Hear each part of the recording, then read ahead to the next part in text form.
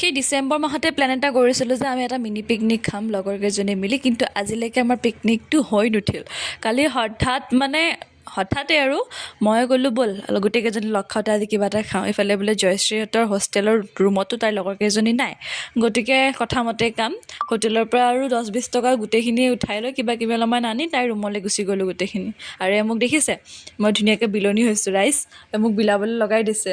গোটেইখিনি পকাতে বহি লৈছোঁ, কাৰণ হোষ্টেলৰ বিচনাখন সৰু যিহেতু জাগাও নাই, চ' আমি গোটেইকেইটা এনেকৈ তলতে পৰি লৈছোঁ। আৰু কিমান কি যে কথা ওলাইছে হিচাপ নাই তাতে, আৰু ওলাবই দিয়কচোন, সেইটো সাধাৰণ কথা। ছোৱালী মানুহ এসোপামান যদি লগ হয় তাত কথা নোলালে সেইটো হ'বনে? সেইটো হ'বই নোৱাৰে কেতিয়াও। চ' সকলোৱে কিবা ক'লৰে ৰিমজিমে ভগাই দিছে গোটেইখিনিকে ঘুগুনি, মই ওলাব পৰা নাছিলোঁ কাৰণে। তো আমি গোটেইখিনিয়ে মিলি ধুনীয়াকৈ খালোঁ, কথা পাতিলোঁ, আৰু সময়খিনি কেতিয়া পাৰ হ'ল আমি গমেই নাপালোঁ। তো মোৰ এয়া দেখিছে সিহঁতে ভিডিঅ' কৰি আছে, আৰু এয়া মই দেখিছেনে মোক কেনেকৈ খাইছোঁ মই আৰু এইজনী অংকিতা। তো আজিলৈ ইমানেই আছিলে ভিডিঅ'টো, আকৌ লগ পাম। মোৰ চেনেলটো ছাবস্ক্ৰাইব কৰি দিব দেই। বাই।